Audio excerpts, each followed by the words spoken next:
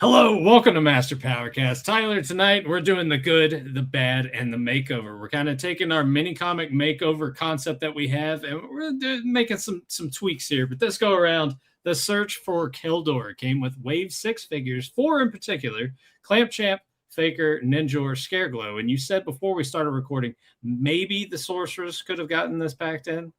And King Randor, because I Okay. feel like those two were kind of interchangeable because they're featured in some of the other mini comics in that wave. But this is like a showcase for that wave. That's not including the Snake Men. I mean, damn near everybody other than the movie characters are all featured in this particular mini comic. So I'd feel pretty confident that if anyone bought a Sorceress of King Randor in '87, they probably would have gotten this mini comic with it.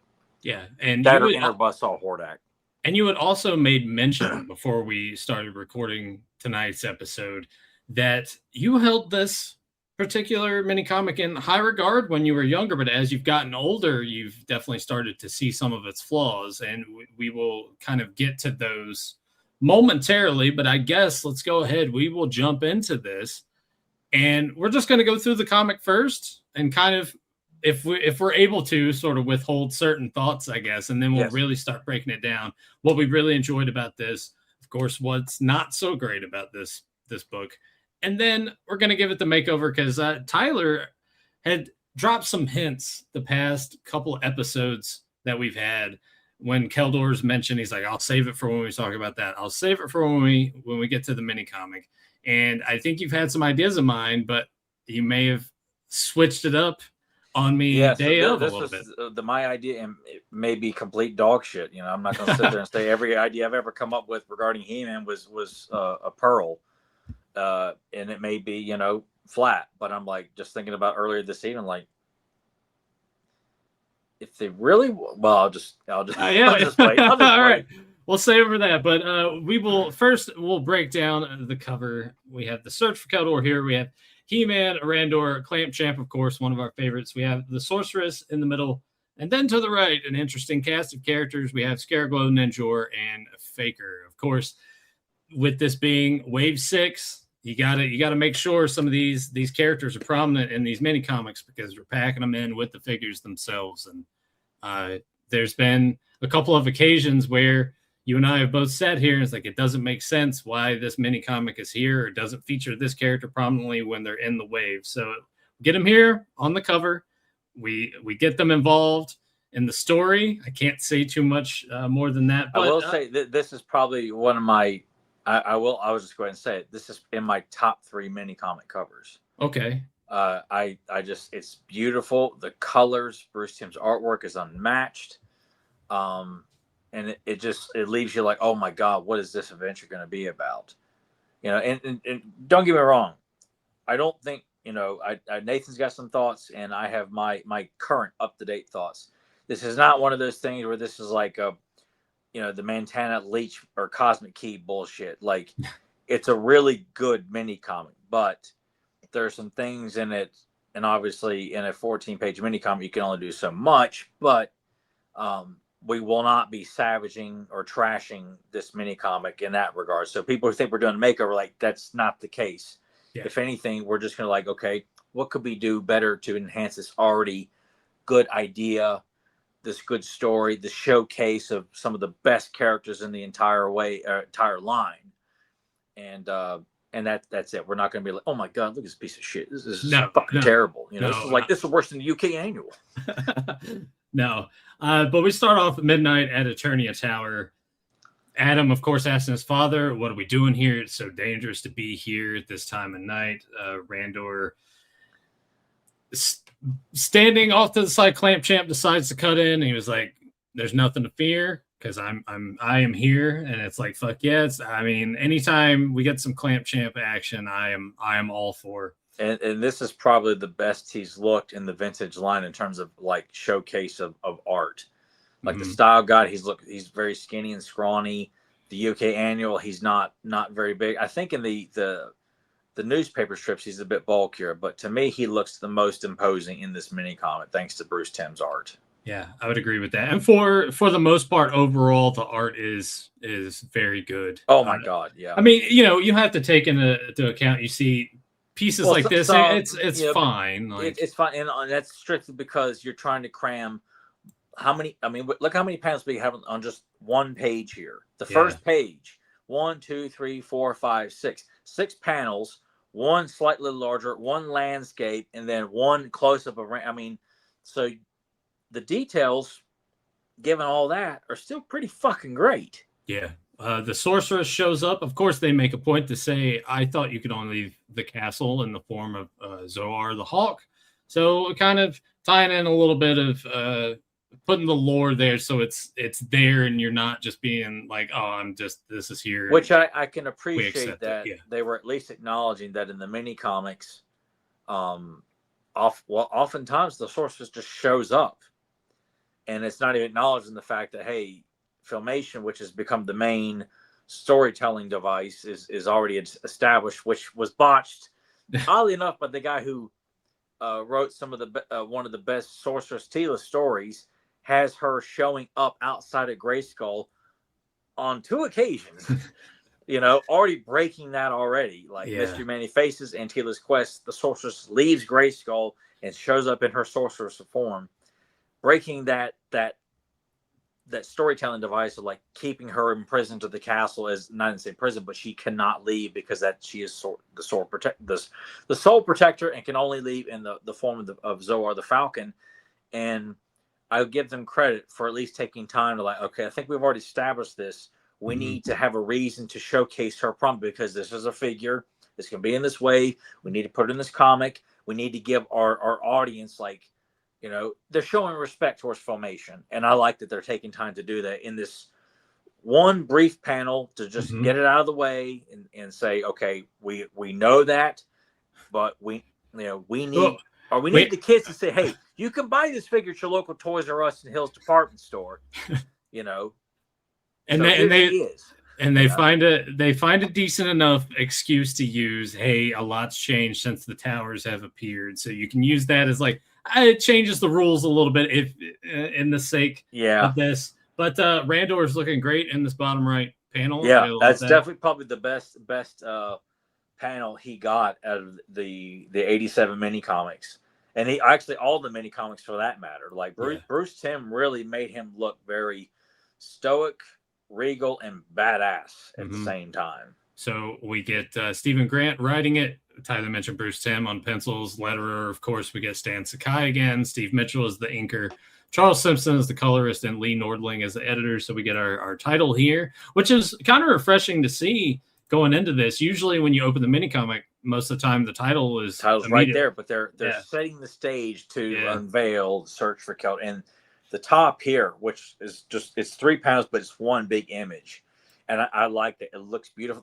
That's one of the coolest images of the sorceress. That pose mm-hmm. and her face. She looks beautiful, but very serious at the moment. And it's just a great depiction of our 4 heroes in this story, Yeah. in this barren landscape with Grayskull and the 3 towers in the background. And it is the intensity of the sorceress's power. You know, emerging from behind her, reminiscent of the cover. Yeah, With the yeah. green and the intensity lines, coming out. So what we have is Keldor saying, "Hey, do you remember the stories of my brother Adam?" And this is when we get Keldor vanished years ago. He thought to master magic until his experiments went wrong, and he was lost in dimensions beyond time. So basically, on this night each year for 1 hour, the veil between dimensions is at its weakest, and the sorceress is going to tap into the power from the towers and use it to open that veil. So it's kind of I guess I can't. I don't want to get into the. I guess I can't Yeah, say the I good get parts that, of it and yet. But and they're really enforcing the use of the 3 towers mm-hmm. and not Grayskull Yeah, because I mean obviously that's the place that's being pushed at the time, but Grayskull is always featured, and you kind of feel like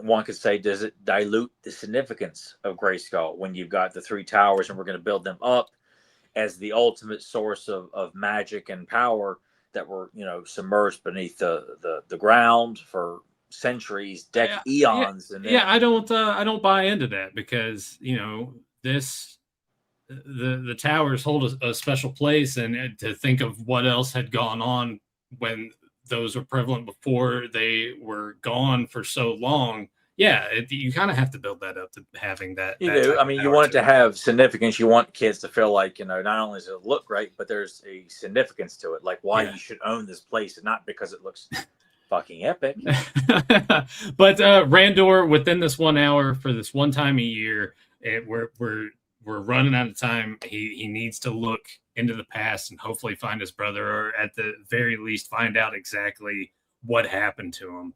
And he's got to go. So he's saying Clamp Champ will guard one side of this, you guard the other, and Keldor's like, I'm going to go do this, and Adam, don't worry. Randor's going to do this. Oh, yeah, sorry. Keldor, Randor. I don't want anyone sending you some, feedback. Nathan. Yeah. Technically. So Keldor is saying, hey. Randor is saying. Randor. Geez, I'm having my brain. He's having a Sid moment here. That's live, pal. All the skeptics and all the people have a little bit of... Let me do this again. No, it's live, pal. Sorry. Not really. Yeah. It is recording now. I'll just go over and dub myself. Is what I'll do. Randor. Let's take 3. Randor is saying, I'm going to go do this. And Adam's like, you got nothing to worry about. Meanwhile, Skeletor is watching this.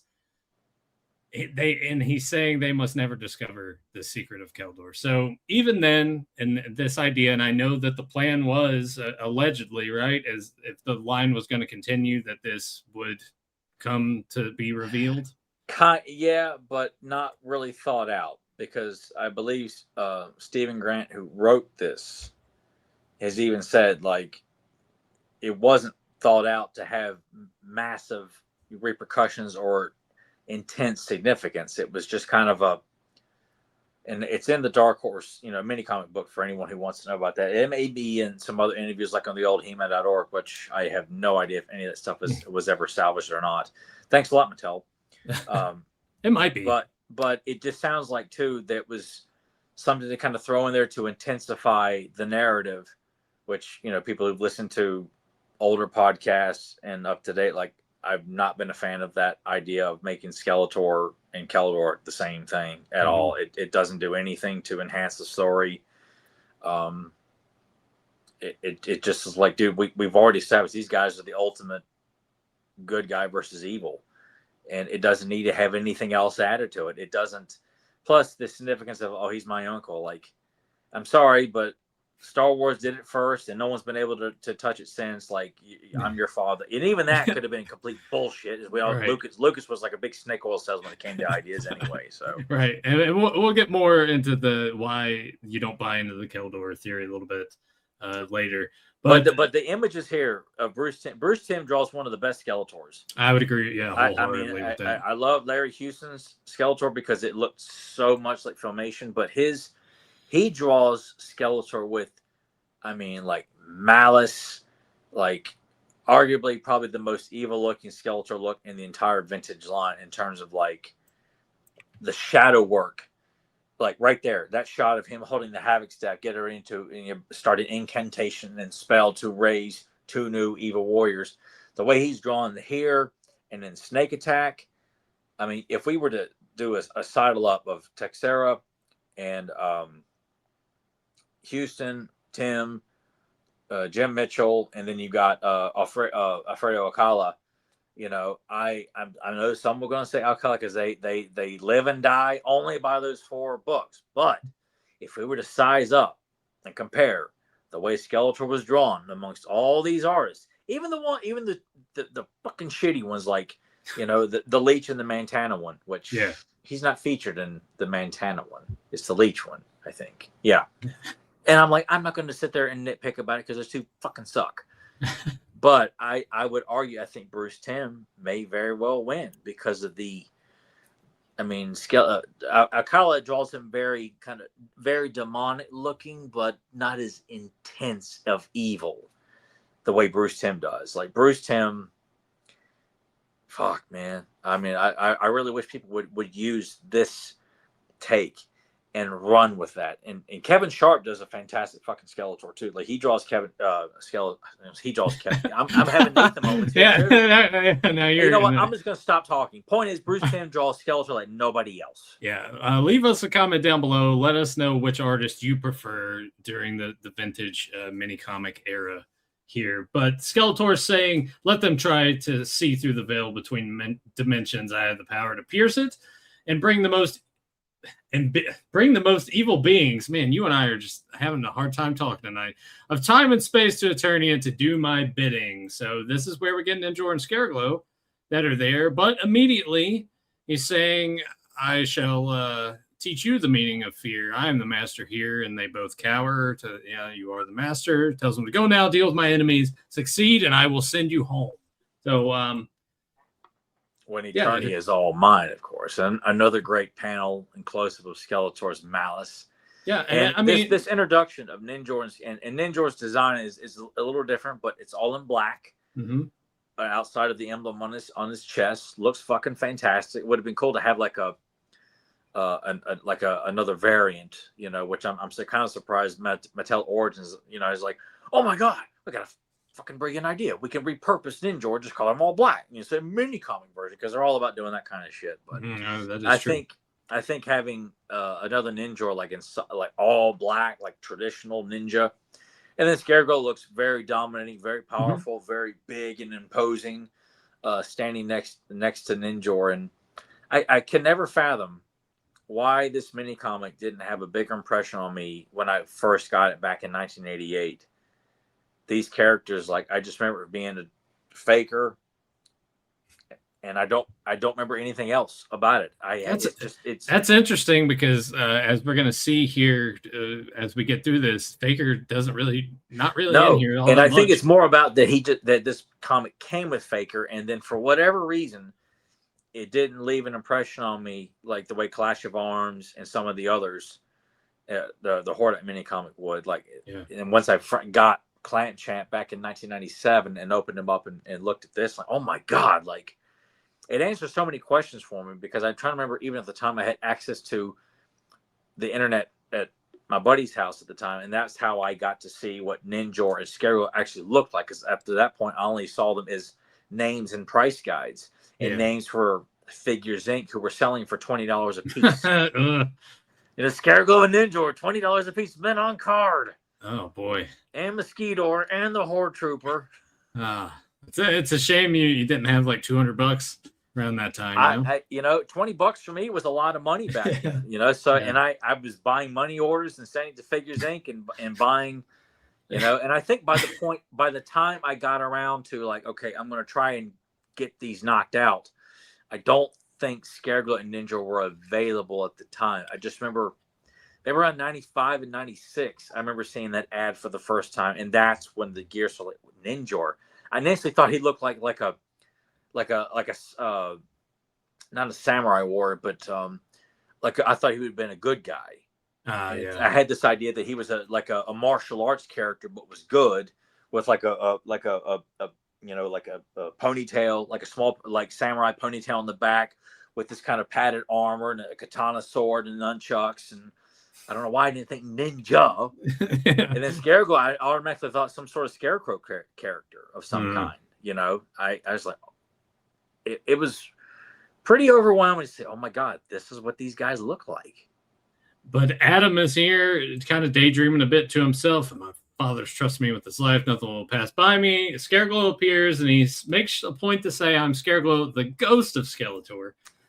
So, all right, that's something too. Again, that has been discussed, and the almighty and brilliant Scott Nylick tried to salvage that shit with his fucking dumbass ideas, and it did create some confusion of like, are you saying that Skeletor, this is his his ghost from the future, or he's creating a character that looks like him? And I'm like, I just feel like they just kind of didn't know where they were going with, and clearly this character is a character on its own. Yeah, he's a skeleton man, but I don't look at that and see that this is Skeletor's image as a ghost, or it's meant to elude people into thinking it's Skeletor, or any kind of distraction or any kind of connection other than he's a being from another dimension. We have no idea where. Could be hell, could be a galaxy far, far away. We don't know, and it's not important. Yeah, but once again, Bruce Timm's artwork right here. I love the close up of Scareglow, but Adam being, of course, he hasn't transformed into He-Man, so he is susceptible to shocked. this. He's awestruck and too scared to change to He-Man. Yeah, in that moment.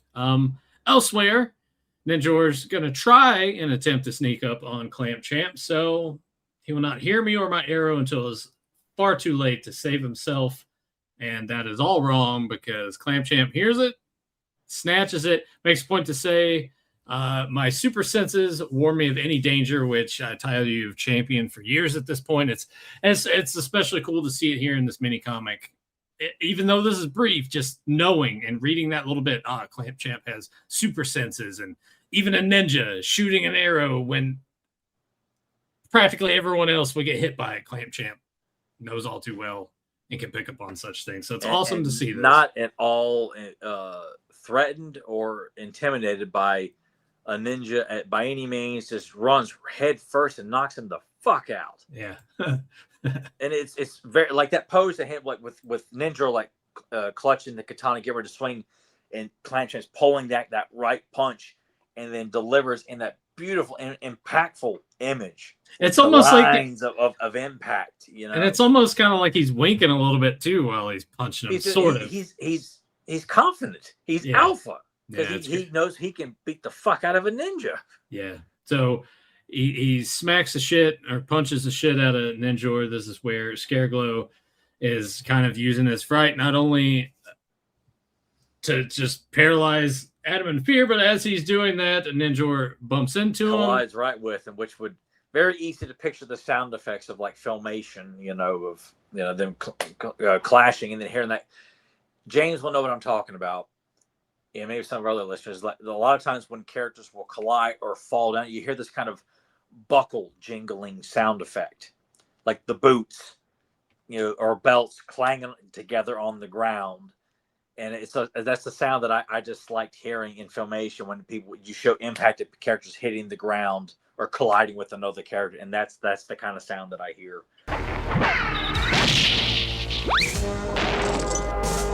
When Ninja collides with Scareglow. Adam saying, well, since no one's looking, he's going to go ahead and transform into He-Man. Scareglow asking, who is that? And he's, you boys must be new around here. It's like, all right, get him. No, you get him. And then He-Man. That image of Ninja right there, I remember, and I still have it. This one? Yeah, that one there. I remember I was trying to draw a collection of Skeletor's warriors in front of Snake Mountain. So that particular image of Ninja, I drew in the corner, in the left corner of this. I never finished it, but I only drew like a handful of characters, and I would use images from Star Comics, mini comics, Filmation, and trying to do this. And I'm thinking, like, I'm not doing it.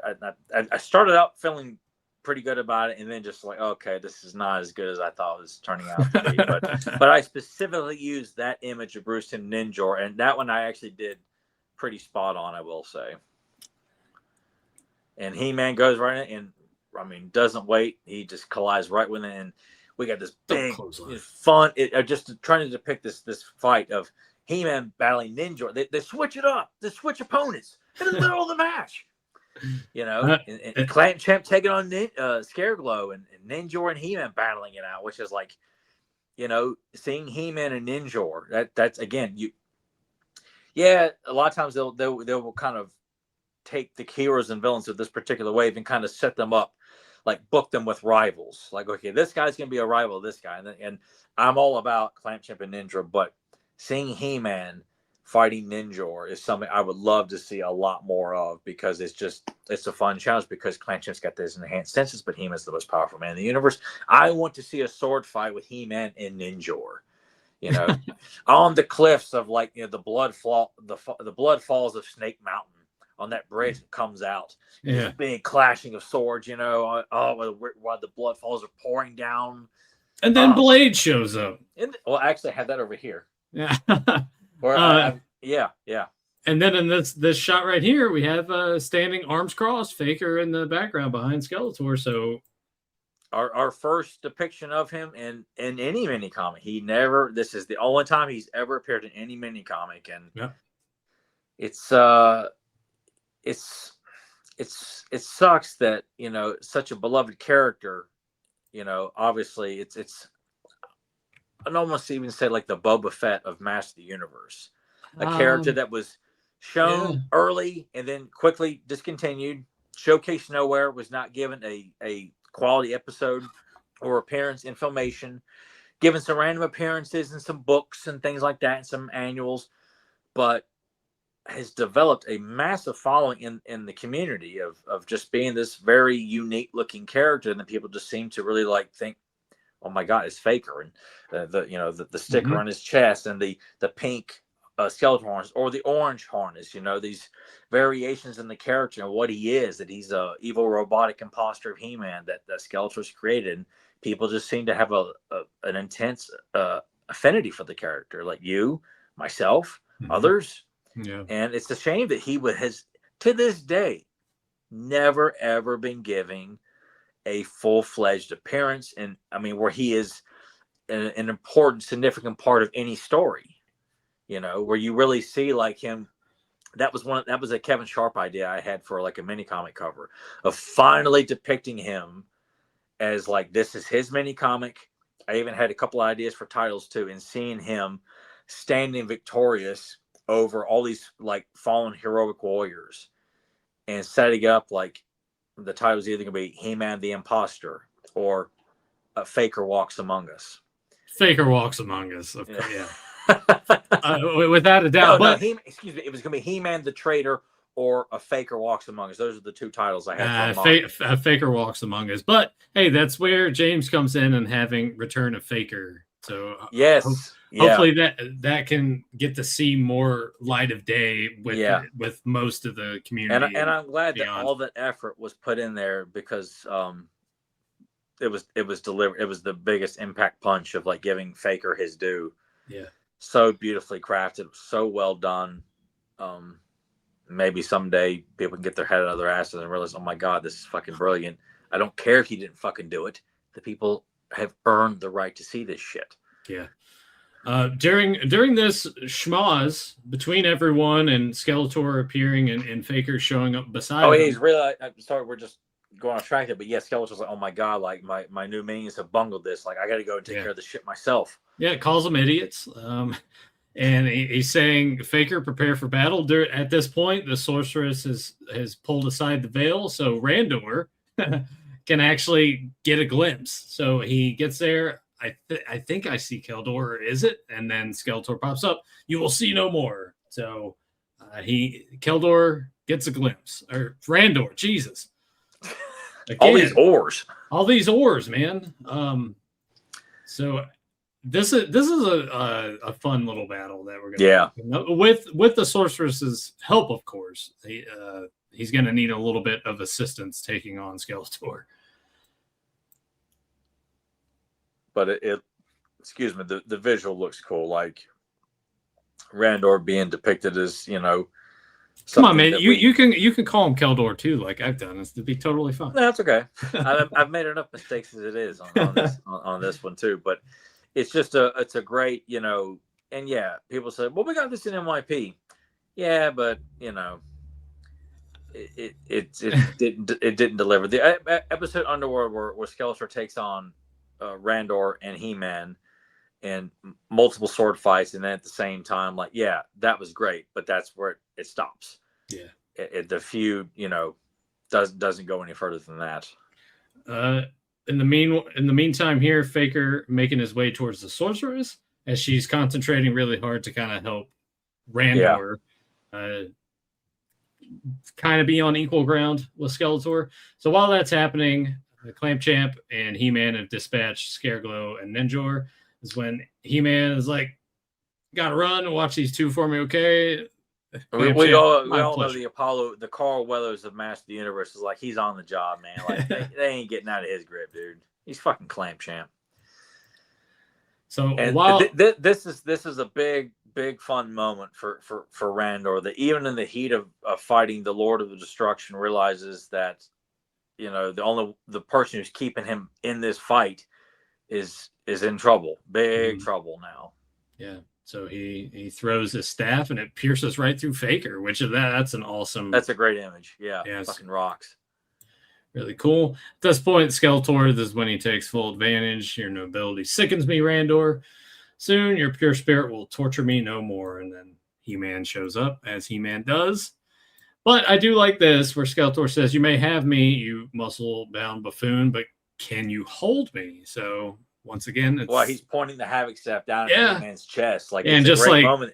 Yeah, that, you know, that it's a great visual of showing that He-Man will put up with the most shit Skeletor can dish out, and vice versa. Skeletor can put up with He-Man's in massive strength, but still have the will to inflict, you know, the wicked sorcery of you know, the Lord of Destruction, you know, is only capable of doing. And then He-Man just into the jaws of the Central Tower. Yeah, just fucking picks him up and chucks him a good, I don't know, man. That looks like maybe a good half a mile away. Yeah. And it gets chomped down on. So, Tyler, you'll be able to recreate this soon enough. Yes, I will. If you'd like.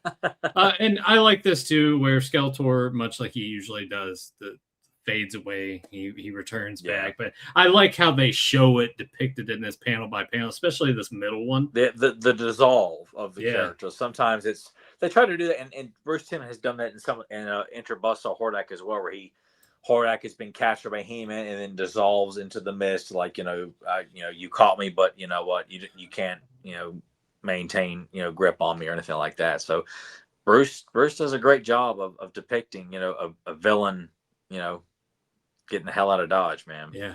And they make a point to say the hour has passed. We will learn nothing of Keldor tonight, except that Skeletor will do anything to stop the search, even if it means bringing back Faker to impersonate me. Don't worry, Father. Next year we'll be ready for him, because you got to think it's only 1 hour once a year. It's like, fuck. And you're able to kind of be in that state, as they mentioned earlier. It's sort of like it's at its weakest. How is it referred to as when they're talking about, the veil between dimensions is at its weakest for just that 1 hour, that once a year deal. So kind of look at that as maybe like that hour of sleep that you lose when you spring forward for daylight savings time. Yeah, it's like maybe that mystical hour in between there once a year that you're able to go and do that. But yeah, that wraps up the search for Keldor. Do you want to go ahead and rate this out of 10? Because you're the one that kind of had your impressions of this book as a kid and held it in way high regard. You said this is still... And I still hold it in high regard. Yeah, well, but not as much as you did as... And mainly just because I feel like, you know, I've always hated the idea, you know, that they were going to push for Skeletor to be He-Man's uncle, Randor's brother, that had the line continued, you know, how you know... I just feel like that takes away the significance of the battle between He-Man and Skeletor, to like, we're gonna make him Randor a much bigger part of the story of that particular rivalry, and that's unnecessary.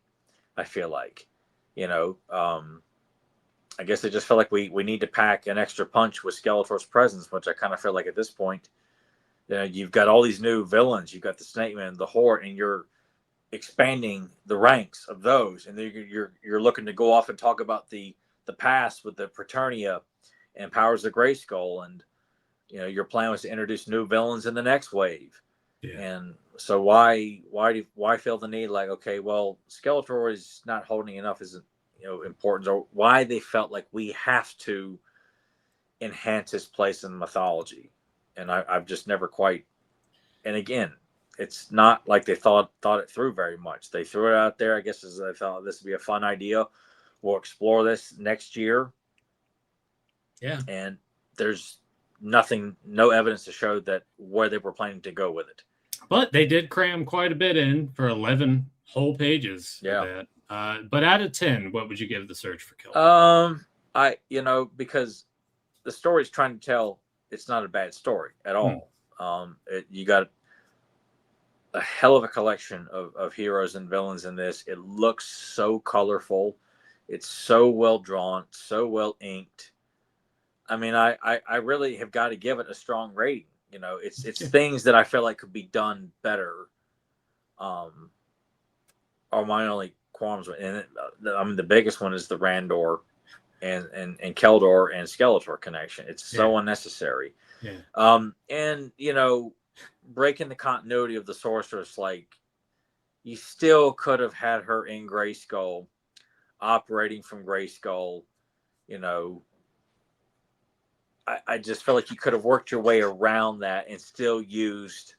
We'll get to that part. What would you give it out of 10? Okay. I still got to give it a 9. Yeah, I'm gonna give it. I love it a lot. To just like, still a 9.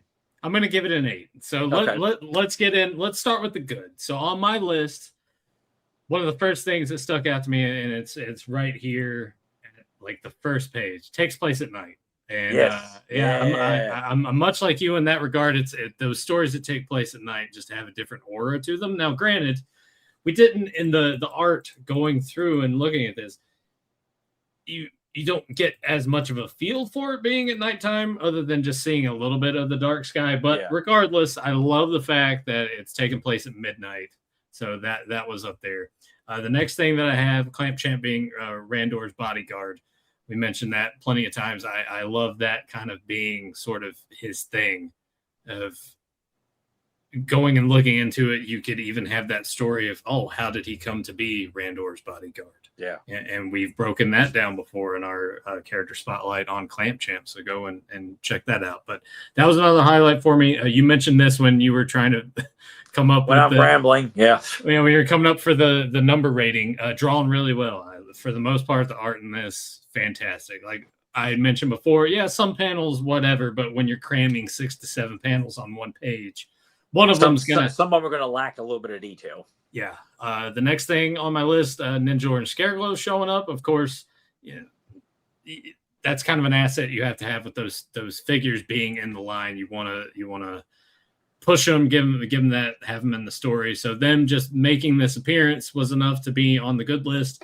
And then, as I mentioned before, Clamp Champ and Ninja, that little brief fight that they have, and showing off Clamp Champ's abilities and knowing that he's got those hyper senses and he can pick up on most when, as I said, that arrow probably would have pierced everyone else's skull aside from He-Man. So that's the good that I have on my little short list. What's the good that you have out of all of this? I mean, obviously the introduction of Scareglow and Ninjor. I mean, that's always been a big deal to me. Clamp Champ being depicted in such a strong, dominant, apex manner, where he's not just depicted as kind of he's there, he's gonna throw a random punch and I'm by my figure. Like, I feel like his presence is significant in this. Granted, it's a 12-page mini comic, so it's not as long as the usuals, but I think it's a memorable appearance. The way he's drawn just looks fucking fantastic. Definitely one of the more stronger appearances for King Randor. Like, obviously up until this point, he's just depicted as, he's the king and he's there, and what are we going to do? And He-Man, save us, that kind of thing. But here in this way, when they're making him part of the line, he's involved with some of the stories, and this is by far his strongest appearance. Like, he's not depicted like in Interbustal Hordak. He tells Adam, like, you're not a warrior. I'm gonna go handle this issue with Hordak, and then runs headfirst into the jet sled and gets knocked the fuck out, and that's it. Yeah. And even though his battle with Skeletor is short-lived, it's temporary but memorable in the sense that the Sorceress realized, okay, you're a mere mortal. You do not have the skills to go hand-to-hand combat with Skeletor, and at least Randor has that. He's not afraid of taking on Skeletor by himself. Yeah. And even in that moment, realizes that the Sorceress is vulnerable, will risk his life at that moment to stop Faker, and then makes himself, easy access for Skeletor to pretty much bring to his knees down to the ground in a very, volatile. What's the word? Fuck. What's it called? I don't even know what it's called. Vulnerable. Excuse me. Yeah. So I just feel like that's given, outside of like Prince Adam No More, which is probably King Randor's best episode. This is probably his best comic book adaptation, like that wasn't, Filmation related. Yeah. He's pretty one note in Filmation for the most part. But here I just feel like there's something to be done with that character. And that's something I even said way back when on the older podcast too, that something they really should have played that up of like, in I forget, it's issue 8 or 9 or 7. I can't remember which one of Star Comics where that particular comic features pretty much this entire cast along with Blast Attack, and Randor just kind of mopes and like wants to still be a great warrior, and Clamp Champ's there to like save him from a fighting robot, and I'm like, you don't really have to go down that route of like, I get the idea, like they're saying like, since He-Man and all these other great warriors have emerged, like I don't have a reason to fight, and I'm like, you could play with that, but also kind of feel like putting Randor in a situation where he really has to pick that staff up and realize, okay, it's been a while since I've seen combat, but I know I can still go. Yeah. Because you really ought to play with the fact that, okay, like all the He-Man characters, these guys they all go to the same gym. They all look fucking phenomenal. So like Randor, like, yeah, he may be out of practice, but he's not forgotten what it takes to be a great warrior and a great leader. Yeah. So to put him in a situation where he has to go out on his own, and I even thought about calling it the Gauntlet, where he has to go and rescue either Marlena or someone or something in particular, and has to run this gauntlet of Skeletor's warriors that are depicted through this particular path. They're thinking He-Man's going to show up, and they see Randor is coming, like, the king? And they shrug him off and think that he's going to be nothing. He's nothing. And and granted, he will take some beatings, some cuts and bruises, but he will make it to the end to rescue his wife and take on whatever evil warrior was sent to, like, guard Marlena or whatever the prize is.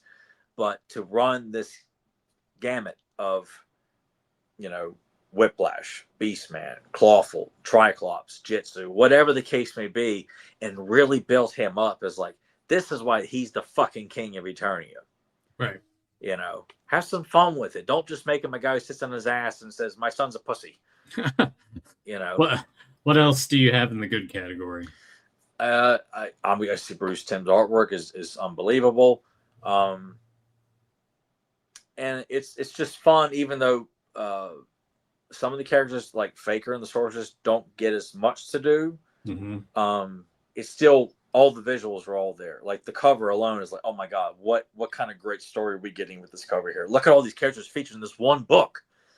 So a lot of times, especially with movies, when you cram so many characters, someone's getting the short end of the stick. And Faker, unfortunately, again, gets that. But the visuals kind of help overlook a lot of that. Like he's got a memorable death scene. Yeah, he does. Or at least he's taken out, in a very memorable manner. So everyone is given some pretty strong depictions in this mini comic. Like no one feels like they're treated as like a throwaway character, even though someone could say Faker is, and he is, and that would be one of the bad negatives for this as well, is that fuck, man, like I'll wait till we discuss that. But I think in Skeletor to being depicted as wonderful as he is in this, the way Bruce Timm illustrates, and the way Stephen Grant has written him, nothing to be taken lightly. This is the Lord of Destruction. He's holding a secret. We don't know what it is. And even when I learned on He-Man.org that they're implying, and I would go back and read this, like, I'm not seeing it. Skeletor's behind them when he says, "You'll see no more." Looking in front. I'm like, wait a second here. There's nothing in this comic that clearly states that Keldor is in any way Skeletor. I just felt Yeah. like people, I think, were grasping at straws, and it wasn't until I read that article on He-Man.org where they said, yes, that's where we were going with this. Well, let's go ahead. Let's dive into some of the bad, unless you got any more good. No, say. no, I'm good. All right. No pun intended. For me, I'll put it towards the top of the list, even though Faker doesn't show up until later in the book. I don't think he needed Faker in this story at all.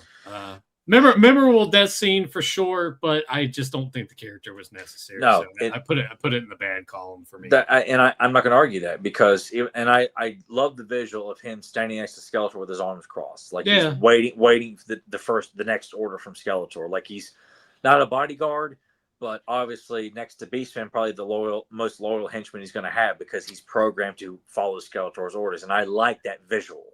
And speaking of henchmen, loyalty, all that, while it's awesome to see Ninja and Scareglow show up, I hated the fact that immediately we're going to bow down to Skeletor. It's like I don't like that part. I don't need. I mean, we're talking about a fucking ninja. Yeah. And I that's another visual I would much rather see going forward is that when Skeletor's sitting on his throne, you got Ninjor always at his side. Like awaiting, like his own personal assassin, his own personal bodyguard almost.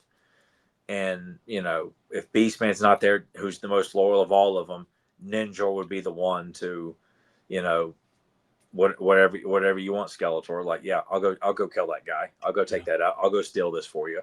Yeah. And then Scareglow, as it was said before, man, like too much of an alpha villain like. This guy is not going to be a subservient villain. Yeah, and especially not immediately. No. It's like sure, like, and I once again, it's 11 pages. We both understand that perfectly, but the fact they just show up immediately, bow down, not any kind of exchange, dialogue, anything happening to where it kind of puts them more in their place. Just know they show up, man. They immediately bow down. The next thing I have on there. Of course, Scareglow being the ghost of Skeletor, I'm like you. I don't like that idea at all. And I mean, I get why it's there. I get them trying to figure all that stuff out. But I am looking at this like 40 years later.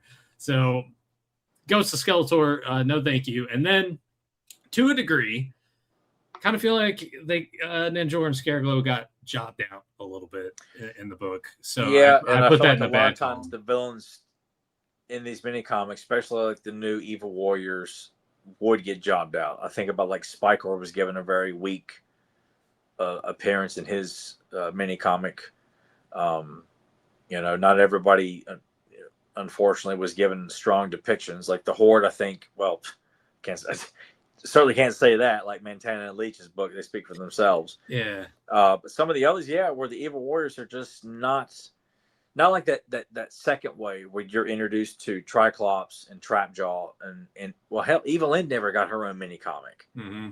But like Trapjaw and Triclops are depicted as very dominant characters that, it's like Skeletor and He-Man to team up to defeat Trapjaw. Triclops takes out Battlecat, Tila, Ram Man, then puts up a fight with He-Man. Like you're getting these guys over.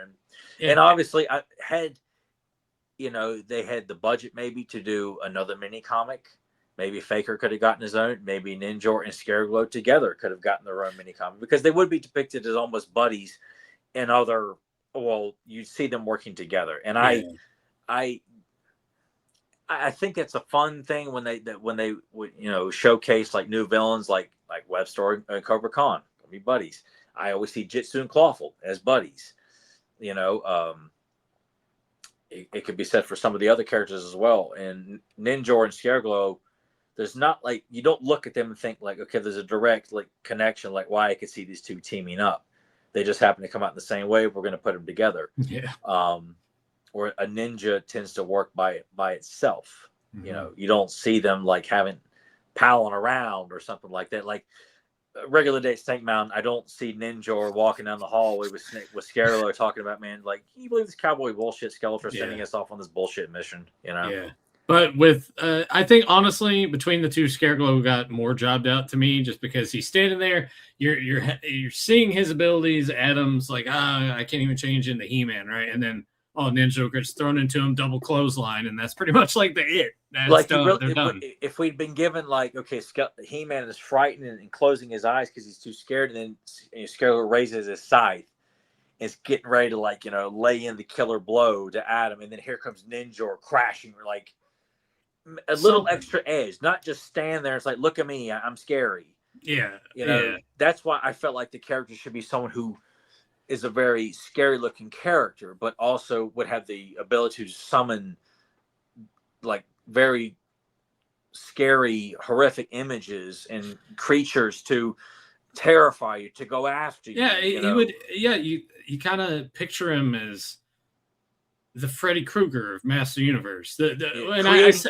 visuals and illusions that would scare the shit out of you. Yeah, I often think of the one where like he lifts up his sweater and he's got like all those souls and stuff all over. Yeah, something in regards to that. He could be that master of illusion that could frighten you. But I'm thinking like because Val and Emiliano depict him as someone who, much like the Scarecrow and Batman, has the power to make your worst fears come to life and let these hallucinations. But which is fine. I love their depiction of him, but I still would much rather him be someone who creates visuals that they're actually going to attack you.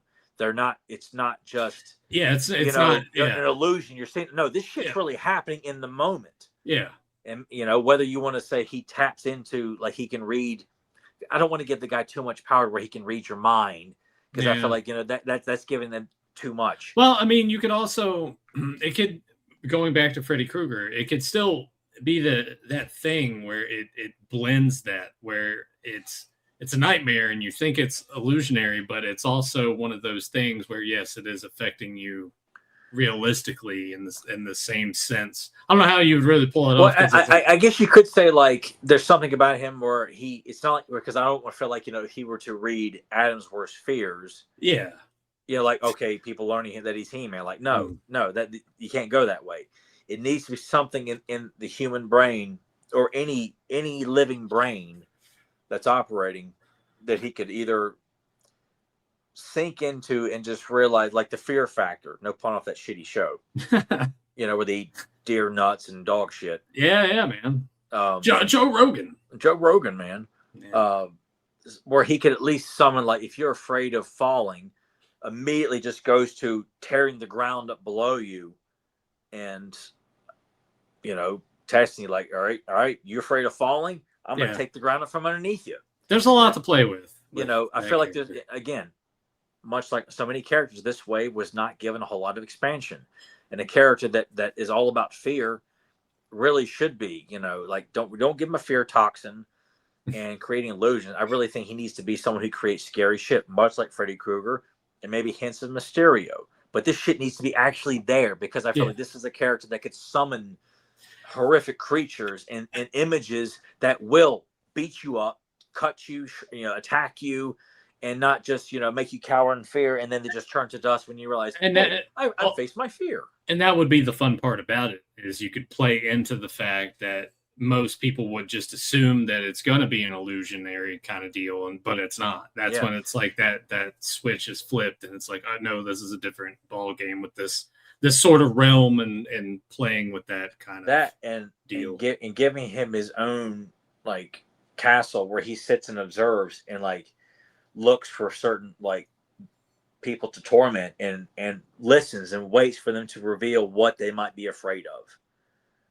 And like, okay, but you do run the risk at the same time. You had mentioned that you do run that risk of it making him almost too powerful. Well, and that's why I feel like I don't want to give him too much access to the human brain and thinking, okay, this is what you're afraid of. Like listening to a conversation that Randman and Buzz-Off were having, and Buzz-Off's afraid of, like, one day I won't be able to fly. And what if just or I almost said, like, what if he actually, like, is attempting to cut off Buzz-Off's wings? And I'm like, that's kind of bullshit. Yeah. But just, I don't know, play up something like, all right, cast a spell that would weaken his wings and convince Buzz-Off, like, oh my God, like, I'm no longer a warrior anymore. I can't fly. I can't defend my people. Or, Manny Face is afraid that, one day he may lose his human side. Scareglow casts, causes a spell that would create Manny Face to stay in his monster form constantly. Well, no, I forgot they already did that in the ordeal of Manny Faces. Fuck that idea. I don't know. I just feel like a guy that wants to exploit things that scare you, but they're not illusions. Yeah. That's where I want to separate him from Batman Scarecrow. Yeah. And people don't like that idea. I just feel like this is a character that would say, you know what, you brought me here, but fuck you. I'm gonna go do my own thing, create my own castle. I call it the Island of Fear. And he's got a Major Jones for Prince Dakon's wife, kidnaps her, wants to make her his own, releases Keldor, give him his own kingdom, with massive, the haunted forest, and the border around the haunted forest is these massive thorn bushes, much like in the climax of Sleeping Beauty. Something that looks horrific, terrifying. I get what you're putting down. Yeah, but that's we've went on a tangent. Scarecrow. That's what I had on my bad parts. You probably kind of similar things. Are there anything you want to add to that was on the bad end for you in this book? Yeah, like I said, breaking the continuity of the sorceress. Yeah, I guess that would kind of be there, and I guess to tack on to that, the intrigue is there with the whole Keldor thing, but me looking at it after the fact, going through MYP, what they've done or what they were planning to do even back then, what they ended up doing when we get Mike Young Productions.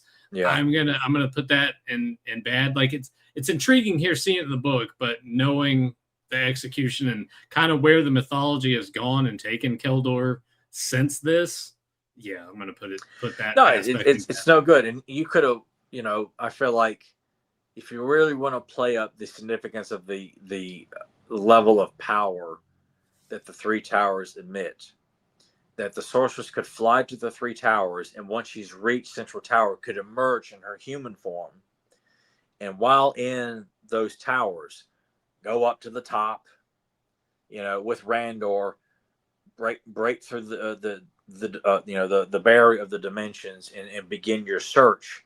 Mm-hmm. But once she has left that tower, you could have worked your way around that, or even from the Tower of Grayskull. If she cannot leave Grayskull, period, that she's telling Randor, like, go to the towers. I'm going to watch you from here, from afar. I'm going to, break through the seal, step forward. Adam Clanchamp, watch the perimeter here, because I'm at my strongest at Grayskull. Yeah, which means if shit's going down, she has to stop what she's doing, and is going to leave either Randor trapped in this gap, or this one opportunity is shot to hell. All the more reason why it makes it so much more of a threat when Skeletor sends Scareglow Ninja to show up, and then Skeletor's like, oh, fuck this, and shows up, and the sorceress is stuck at Grayskull, and can't. It's either like lose Randor forever, like the way they've lost Keldor, or I got to keep it going. I got to keep this portal open until it's up, and hope to God that Randor either gets the hell out of there, or He-Man or Clanchett runs in there and gets him out before, you could have really intensified the threat there and still maintain the continuity. The sorceress cannot leave Grayskull. So does that kind of put us in the territory of the Makeover stuff now? Is this kind of what you were alluding to? No, I just made that one up. All right. So there's one scenario. Do you want anything else bad? And then we'll move into the Makeover. No. Like I said, the biggest crime is Skeletor and Keldor. Okay. It doesn't work for me. Don't work for me, brother. All right. Well, let's talk Keldor first, and then we'll get into the Makeover part. So, as we mentioned, this is where they were intending to go, and this idea doesn't really come to full fruition until Mike Young Productions. And even then, they don't really sit there and say that he's Randor's brother. They meet in the first episode where you see them clash, and the ass in the face, and acid. I said ass in the face. I was trying to say acid. I'm probably some weird fucks probably are done some bullshit crazy ass fan art of ass in the face with Keldor and Randor anyways, crazy fucks. So, but if you're just now hearing that, don't get any fucking ideas. Yeah. Yeah. But the visual I had no problem with the visual of Mhm. Keldor. I really didn't. I thought he looked good. It was cool. It's just it's a concept that just it's not necessary, and they waste some, and which it's so odd that they set the first episode. You see this, and then you wouldn't see any other uh any further Keldor interaction until Price of Deceit from season 2. Yeah. And yet, okay, this is what you want to do, but you're waiting an awfully long time to try and okay, help. Season 3 was going to have, Snake Man at Arms and okay, oh my God, what a devastating way to end this season 2. Like you tried to lay the groundwork of this feud between Randor and Keldor becoming Skeletor and that they're brothers, but you've done nothing with it. You've done nothing other than they touch on it in the third part of the pilot, and then briefly in Underworld, but you don't actually sit there and say you're my brother. Obviously I think, I forgot what idiot, maybe it was Scott Nylick or something like that, but that Randor's father fucked a blue woman, and his idea was like, okay, the people of Eternia are racist. They don't like blue people. So it was very lame, uninspired, cheap, not thought out. You should have Trying to remember. I'm trying to remember it too because I think I blocked it out of my memory. But wasn't that this was used in the Netflix portion of it too, right?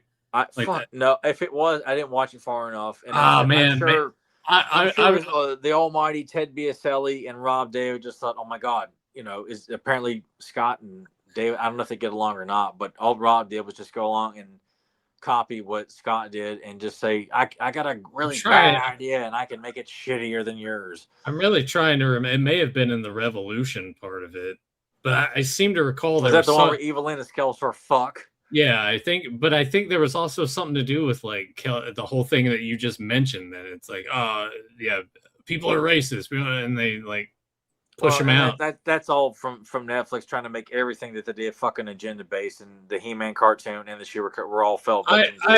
I legitimately shit. I might be wrong. So well, and that was in one of the shitty mini comics that Scott Nylick did, and his idea was that people want to accept a blue-skinned man as your king because I'm a guard, because he has no originality, and decide anyone with blue skin comes from the island that Cyclone comes from.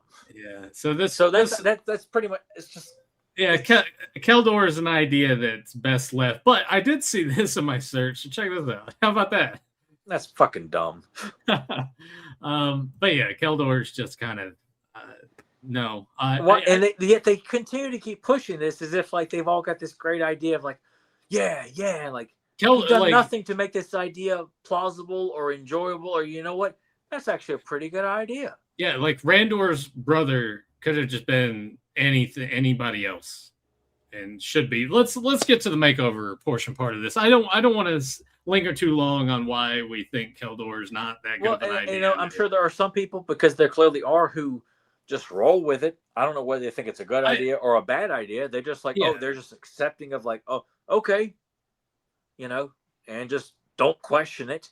Don't think do you really think this adds any extra flavor to the mythology when there's so many other things you could be exploring, and not to oversaturate with over explaining shit, but just taking there's so many empty palettes of these characters. Nah, we're just gonna sit there and jerk off over this whole idea that Randor and Skeletor are brothers and he's He-Man's uncle. Wow. Yeah. Dynamic. Because the whole thing about that is it just breaks the dynamic of what Skeletor and He-Man have. Yes. Why would you take that away? Yeah, it just does too much. It's too Star Warsy, really. That's all I could think about. Yeah, it's just doing it. It's Star Warsy. It's shitty Star Warsy. Yeah, it's just doing it to try to make everything tighter knit. It's strictly shock value, which is which it's a good thing. It never got any further than that, and obviously people were warning about that, which is why NYP puts it in there, and I think about the stuff that DC was doing when they were going to bring back the He-Man comics, and we're just doing all this crazy, stupid shit of killing characters off strictly because they're hiring people who don't, who have often say, Yeah, we got in that a lot on last the week. bathroom wall. Yeah. You But know, let's and get just killing people for the sake of like, well, I don't know where else to go. I don't like this property. I'd rather write a shitty DC comic as opposed to this. You know, and I'm going to kill off the sorceress. I'm going to give He-Man a fucking Mr. T haircut. You know, let's get to the makeover though. What was your do you want to get into the idea that you just came up with here recently and what you had? My thinking was that there really should be a brother named Keldor who maybe in his mind felt like he's maybe a younger brother. Randor's obviously going to be the one to rise to be king. In his mind probably feels like, you know what? My brother is a great warrior. What can I bring to the table? You know, what can I do to raise my significance in this royal family? Like, and not just be Randor's younger brother who will not be king. Not someone who's like resenting his brother. That's cheap and lazy. Yeah, because you could easily run that whole thing as Randor is going to be king. I'm going to do whatever I can to sabotage the evil that brother, so, like, no, so I can take the shit. throne. Yeah. No. Yeah. So my thinking was that, okay, in this mini comic, we are told that Keldor, you know, what's the panel? I'll bring it back up. Yeah, bring it back up there, just so I can give context to people real quick. All right.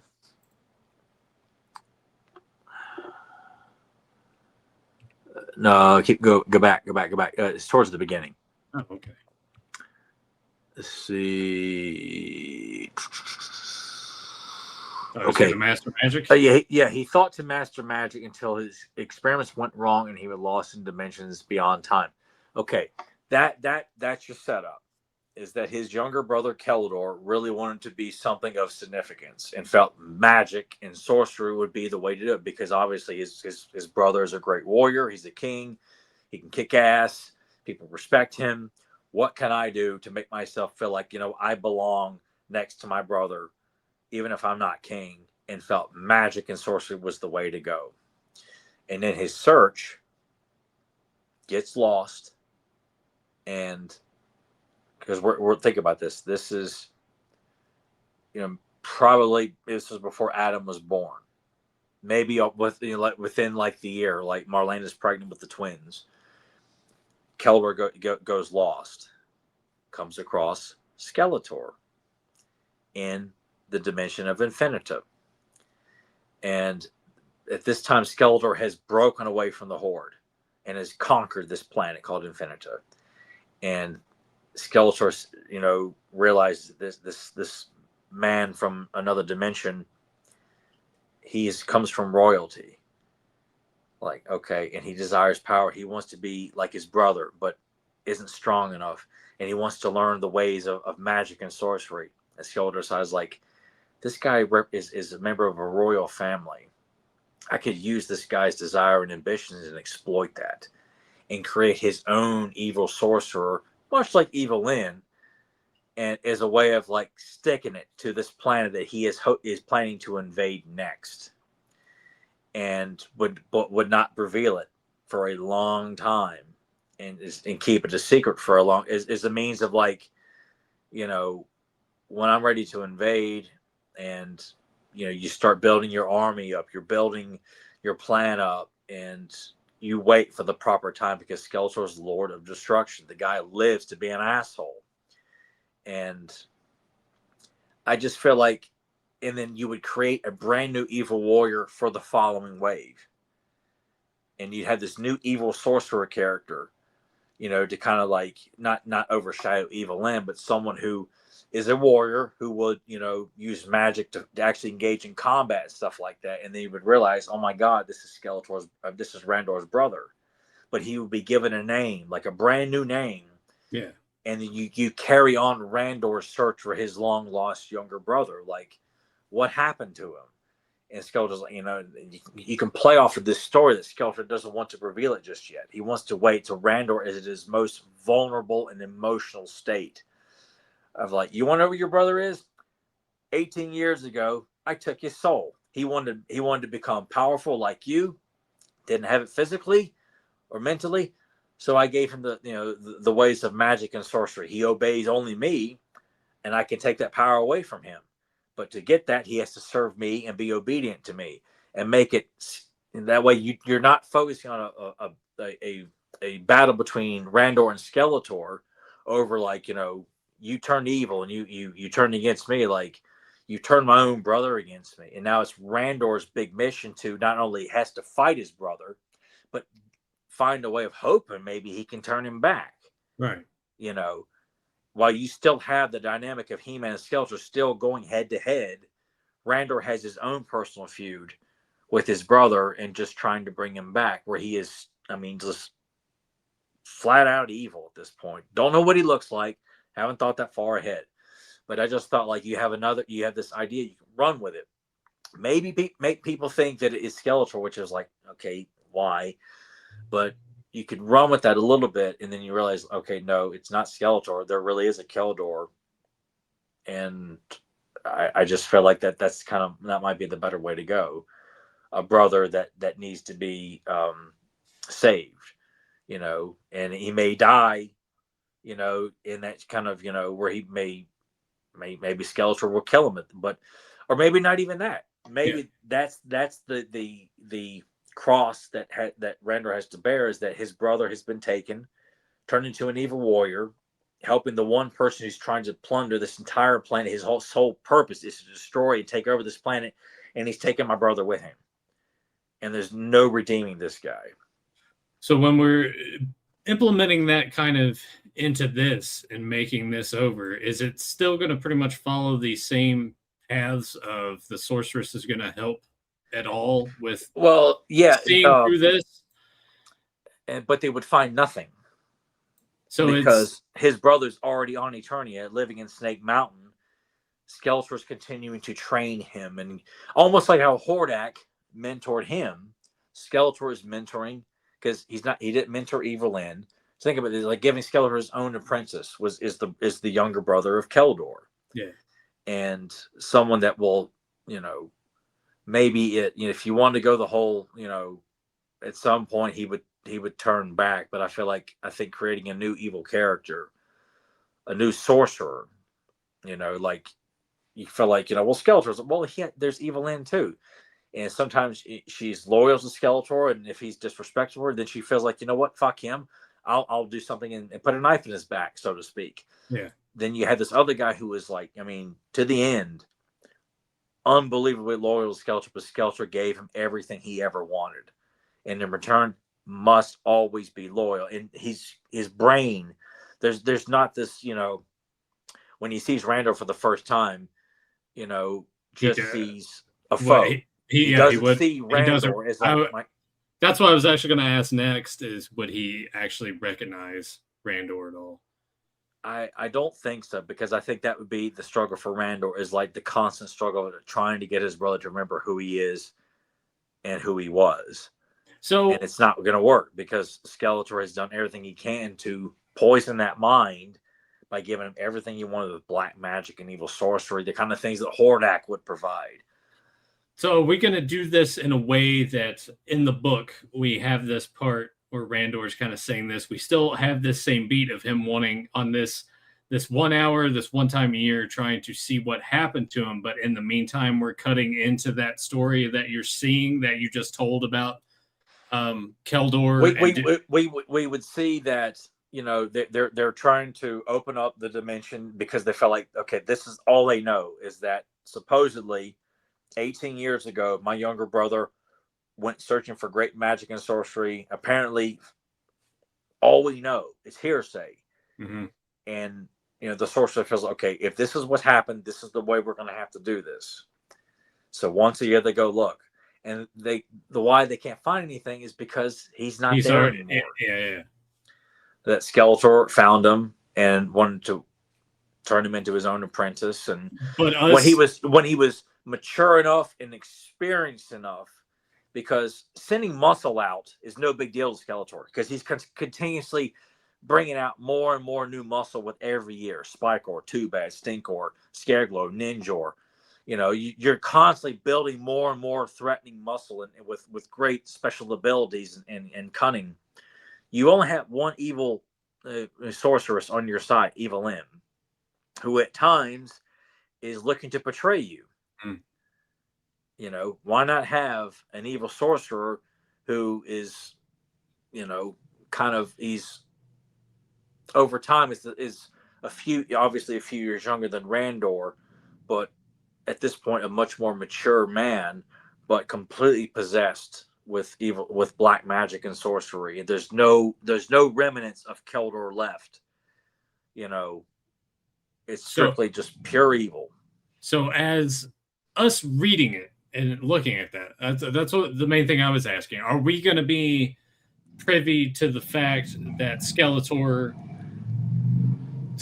has done all of this, or is it going to be a thing that you would want to just sort of build up to a gradual reveal? That's what I was asking about. Yeah, so it's, you want to plant the seed because you would introduce this new evil sorcerer character in the Evil Warrior faction in the 1988 wave. Okay. So right here, you're setting the seeds like you would see Keldor, Randall's brother, go off on his own.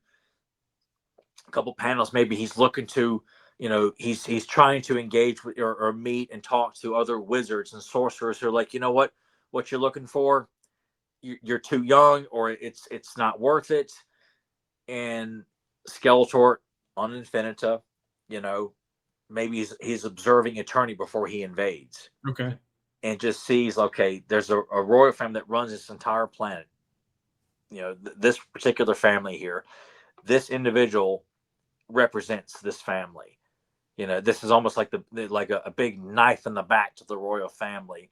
That when the time is right, I'm going to take give this guy what he wants, but it'll be the big like needle in the side there to the King of Eternia. Okay. When I'm ready to reveal that, you know, the person you've been looking for 18 years, he's been over here in Snake Mountain the entire time, learning the ways of, you know. That was just my biggest question is like, you're reading the mini comic. Are you going to be told everything, or is it going to be this thing? You would, you know, I almost feel like did you want to build it up to like a big shocking reveal that, oh yes, it turns out Skeletor was the one that took him, that would be revealed in 88, in the 88 wave, when you actually release, you know, the Keldor new Evil Warrior character. Right. But you see hints, you would see panels of like Randor telling Adam and Clanchett, you know, my brother, you know, really wanted to be, you know, he looked up to me, he was very vocal about it, but realized, you know, strength and the skills of war he was lacking, so he wanted to pursue greater things to make me and the family. And I emphasized he didn't need to do that. He insisted he wanted to go off on his own, make his own way, to make his older brother proud.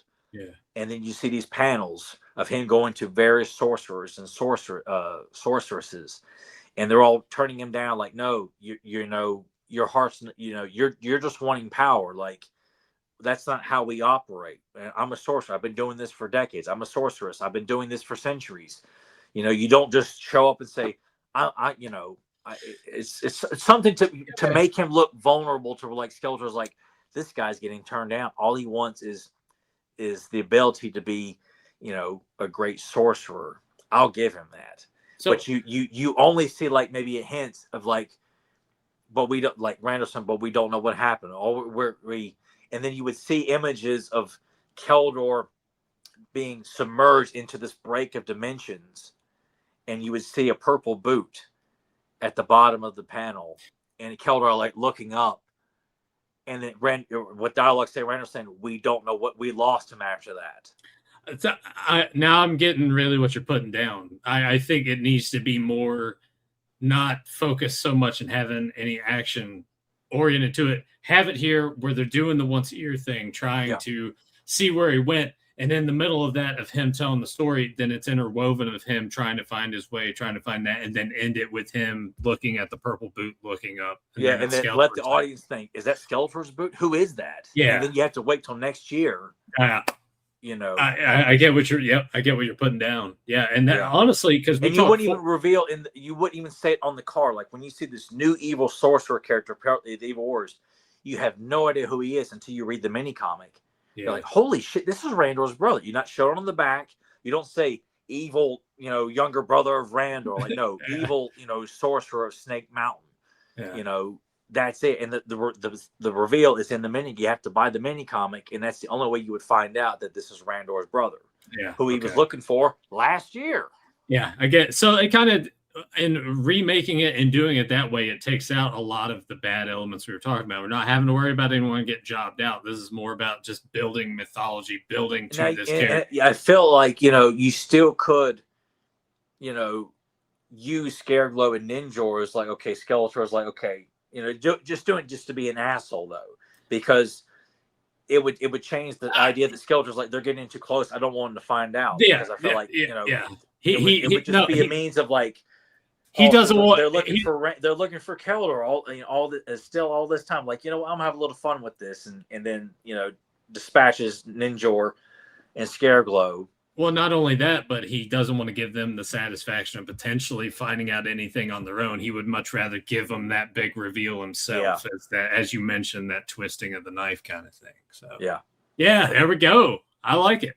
Print it. Let's do it. Man, as we're just sitting there talking about this, like, fuck, man, this is let's do it. I think it's a pretty good idea, man. Yeah. I really do. I'm not tooting my own horn, but no, I like, because as we're starting to talk through it, and I had mentioned before, I was like, the way that they were the Skeletor Keldor thing, I was like, it's a little too Star Warsy. Now, granted, the way that we're going through this, one could argue, I guess, that it is like sort of Star Warsy in that event. They might say, "Oh, this is Anakin Skywalker." Following like, well, first off, Anakin has no brother. And we were given a good idea and a good movie, and then it was expanded upon in the most shittiest way possible. Yeah, and there's no like midichlorians in this. No, this is Skeletor exploiting someone's weakness to be someone powerful. Yeah, who wants what Skeletor possesses, and decides to like when the time is right, I'm going to unleash this new sorcerer on Eternia, and just break King Randor's heart. Now, the fact that Horak has fucked him over by taking his daughter, and now Skeletor's going to fuck him over taking, like, I have taken your brother and turned him into one of my greatest creations. Yeah, and just to kind of visualize what he might look like, what his name might be. Yeah.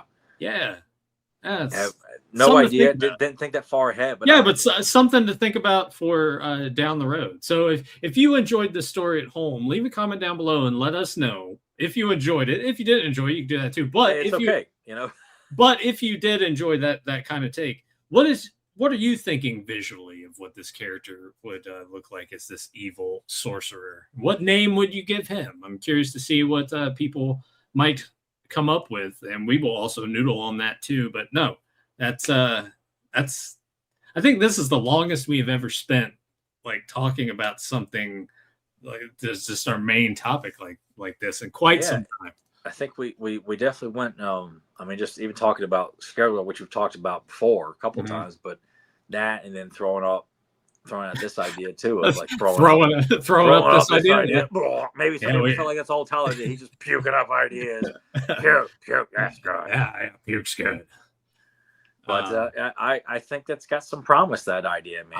I think it does too, and that's not just blowing smoke. I just genuinely, you could create something that's not just, here's Skeletor's body with like a humanized face on it. Yeah, that's fucking dumb. Like, and to give Randor like his own personal rival in the next year, and give him something more to do other than just be king. Yeah, be king and get knocked the fuck out by Horak, King Hess, Skeletor, or whatever villain is being depicted as the dominant, villain of that mini comic. Give him something to where he's going to engage in combat or try to fight his brother's spells or creations and things like this, and seeing that this person he loved very much is doing these awful things to endanger his wife, endanger the children, women, animals, all in the name of destruction. Yeah, because that's what his brother wanted to be, strong and powerful, and he got it in the most twisted way. You could even do a thing too where early on when Randor becomes king, that you were saying his brother being younger, Randor's like, we'll find a place for you that suits you best, and then you go through different things. Maybe it's something more to do with leading the royal guard or whatever, and maybe that Or doesn't even so pan out much either. like you don't need to have a title. Like you're my brother. Right. You Yep. will maintain court with me. That too. And I will confide with you. I will ask you, like, always, Randor doing his best to make us feel like his brother belongs. Yeah. And it just sees that Randor can still kick ass. He commands. People respect. Like, they look at him. They revere him. And they just see Keldor as this younger brother who is, I don't want to sit there and say he's the 90-pound weakling, but something akin to that where people like, yeah, you're Keldor. You're Randor's brother. You're Randor's brother. You're Randor's brother. Yeah. You know, it's like, yeah, he's my brother, but I'd like to feel like I have a more respected presence. And even though everyone around is trying to encourage him, it's like, you don't need to worry about that. You're my brother. I love you, and you're part of my council. You're part of my inner. I will confide in you and talk with you, much like I do with Duncan or my wife, or. Yeah, but then Keldor can say, "Oh well, Man at Arms is good at this," and she was a great pilot that crashed here, so she was good at this. What am I good at? Blah, blah, she's blah. good at science. Yeah, it's still like the constant self-doubt sends him like, you know what? Let me pave my own path here. Yeah, like play up that he is insecure, but don't go crazy where he's just hanging his head between his legs and that kind of shit. Just like, what? He's not pulling a snout spout in the mini comic. No. Just he feels like, what, like, I know you all, people around me care about me. Duncan respects me. Marlena sees me as her brother.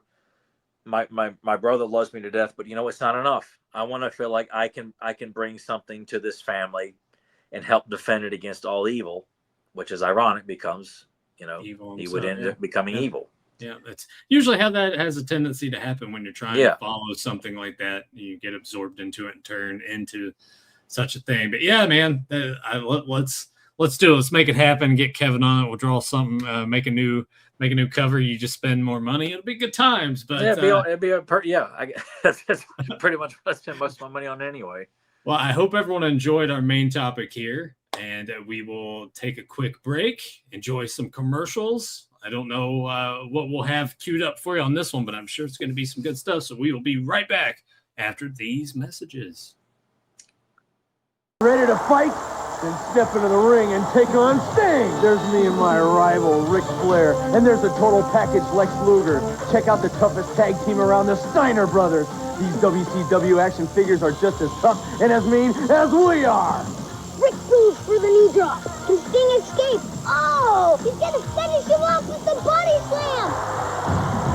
The WCW wrestlers each sold separately from Duluth. I dare anybody to take us on. Run to Saturday fun.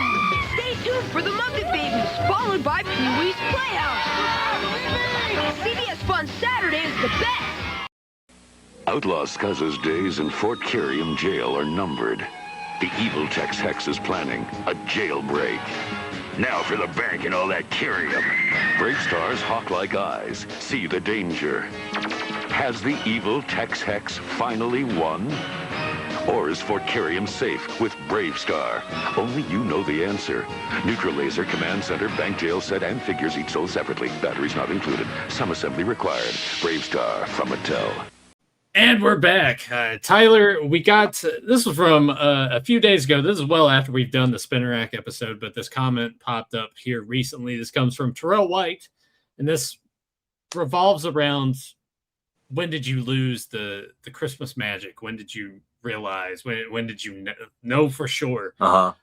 It was the 1990 Hasbro WWF figures when those came out. My mom and stepdad got me.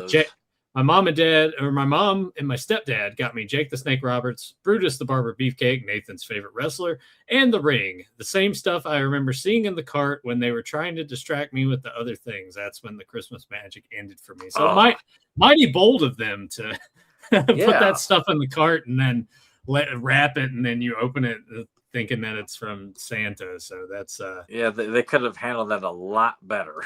Yeah. But hey, that WWF Hasbro line is it's second to none. Yeah, I will say probably I love the LJN line. That was the first wrestling line I ever had. I mean, that was my first interaction with wrestling figures was the LJN line. But then when the Hasbro line comes along, Like I was old enough to like, oh my God, this new toy line's out. I'm seeing the commercials, going to Kmart, getting Hulk Hogan, and going to Rose's, getting Jake the Snake Roberts, and getting a cane for my birthday. Yeah. Yeah, but I like I can appreciate the LJNs. I had the LJNs, had the massive ring. I had the for ring them. too. Fuck yeah, I did, man. But the Hasbros is just something about they all had action features. They had stuff that they could do. Whereas, as much as I love the WCW Galoob line, like for them to just be in static poses, I'm like, best I can do is DDTs and suplexes. And really just have to pretend that if Sting's can give an elbow off the top rope or do anything, you just kind of like he's doing this or dropping like this. Yeah.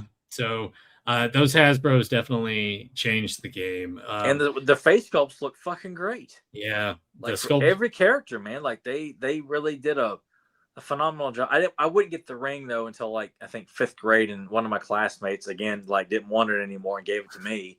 Yeah. So we had and it was a knockoff ring, and I found it on eBay. I've not bought it because the guy wanted a fucking fortune for it. At least, you know, I probably could afford it now, but it was a generic wrestling ring that came with I think 6 or 7 or 8 sound effects. And, I remember. And my granny got me and my brother our own ring, and she got him the Bushwhacker 2-pack, and I got the Demolition 2-pack. You definitely got the better end of the deal. Oh, I know it is. You know, I was like, oh my God. And, you know, it's just, and that ring got so much action to the point where the turnbuckles and the ropes all fell apart, were gone. And I used it for my Kumite mat after seeing Bloodsport, because there were red marks on there from so many matches. Like, that's the blood. That's awesome. You know? Yeah, I never had the Hasbro ring or the knockoff. I just had the LJN ring, and then I still have the Galoob ring, WCW ring comes with the red steel cage pieces on it. Yeah. Did you have the steel cage accessory for the LGN ring? I don't remember it. I didn't have that, but I knew of it, and oh my God, I would love to have had that. It just sucked. Like we ended up having to trash it because those LJNs were so heavy, and the middle of the ring just cracked. Yeah, mine did too. And I don't remember if it was stepped on or just cracked. I held onto it for a long time though, well after, because you know I didn't have too many play sets, and that wrestling I would use as a battleground for various things. You know, until it got to where I'm like, okay, this thing is just a broken piece of plastic. And that ring that my granny got me and my brother became my main go-to for G.I. Joe's, wrestling matches, everything. That's awesome. Get it in the ring. These next set of comments that we got came. I'm going to send you a picture of that because I saved that ring. So that way I can send it to you for like...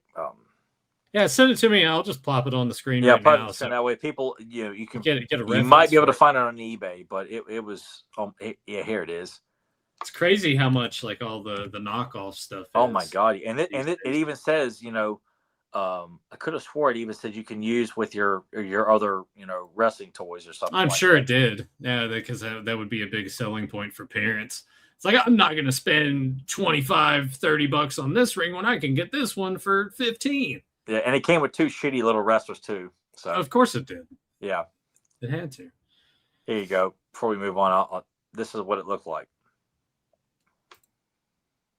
Yeah, man, I definitely remember seeing that somewhere at some point. And it's hard to find, even on eBay, man. Like they don't pop up that often, and I felt like even if I never get to buy that, I thought I cut out like the crop. The picture. No, it's all good. People get the general idea here. Okay.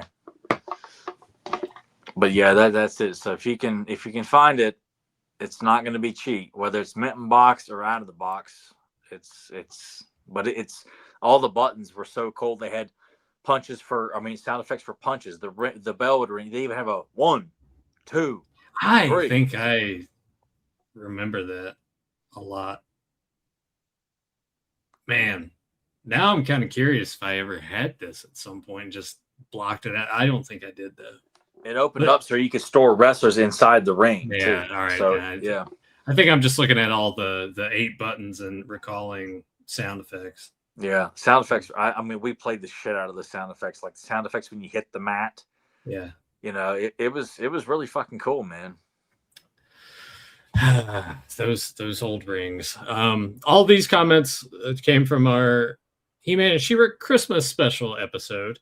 So we have one that was from our premiere chat, but I will read some of the ones that we got here after the fact. Gray Skull Cannon, like Tyler said, there's so much missed opportunity with the Christmas special. They could have written so much of a different story, a better story, but we ended up with what we got. And yeah, it's disappointing. And I want to make a correction here before I forget. Oh, James yeah. C. Talk does not like this special. What I was trying to say, and I miscommunicated, is that he watches it every year out of nostalgia. But yeah, he realizes and is not afraid to say, yeah, it's a mess. So James, when you listen to this, I apologize for being a horse's ass and saying James loves it. I think it's the best thing that's ever happened. It's better than Tito's Quest. Yeah, it's better than Dragon's Gift. Yeah, because James does not feel that way. So people are like, "Oh my God, James thinks it's great." He doesn't know shit about He-Man. Then Casey Duncan, Brave Star crossover. Let's go. So, I thought a little bit more about how to set that thing up, and I'm like, man, yeah, I think we can have a good, simple, but like a very plausible idea of crossing these worlds over in a way that makes sense. And it's not just, a rock fighting a rock, just like classing shit together, yeah, idiots do who are currently right. Michael Hyland, I saw the Christmas special when it first aired as a kid, and you're 100% right. It was such a big deal for little me. So yeah, I imagine if Tyler was able to catch that when he was a kid, I think it may have changed how we talked about it a little bit more last weekend. You definitely would have. I think you would have had a softer touch with it. Yeah. I would say for sure. It definitely would have been more about nostalgia than anything else. Yeah, I think that is kind of one of those things that does weigh a little more heavily in nostalgia. Like wearing those nostalgia goggles kind of puts a different feel to it. Drawing by hand. I was disappointed as a kid when I first watched the special. I've only seen it twice, and it couldn't hold my attention. Visually and background characters are good. Mentioning the first season. It's what sold the toys more units than Star Wars at the time. They shouldn't have listened to parent groups and just carried on the way that they were going with season 2. So many great toy lines back then. That's why I was never a completist. I picked and chose what item in the toy line that I wanted. And then mentioned Ulysses 31 had a toy line in 1981, but it was more popular in France. And then told us Merry Christmas and to everyone. So yeah, hope you had a good Christmas. But yeah, those parent groups, man, fucked up a lot of stuff. They really did. And it just shows you the power that the line had. They just see this, oh my God, this boys line with heroes and villains and monsters and demons. And oh my God, it's not Scooby-Doo. Yeah.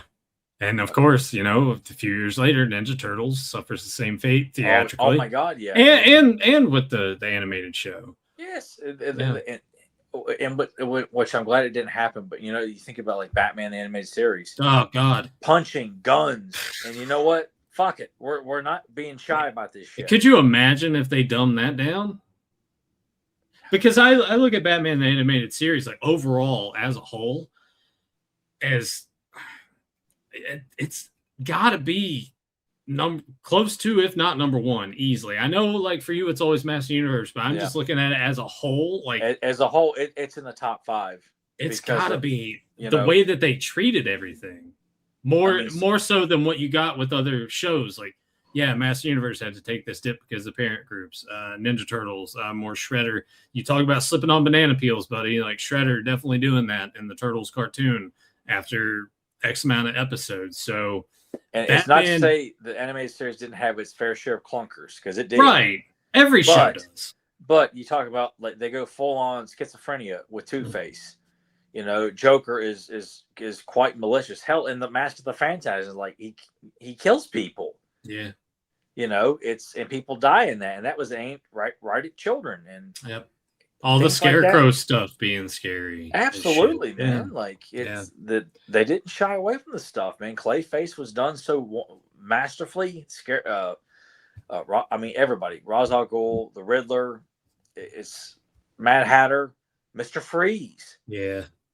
And really looking forward to that Mondo I bought. Oh man. And you should be, man. Yeah. And So I bought I guess it's just exclusive to Big Bad Toy Store. So that's like the 1/6 scale Mondos, but it's the noir version. So it's just black and white. So they have Joker, Mr. Freeze, and Batman.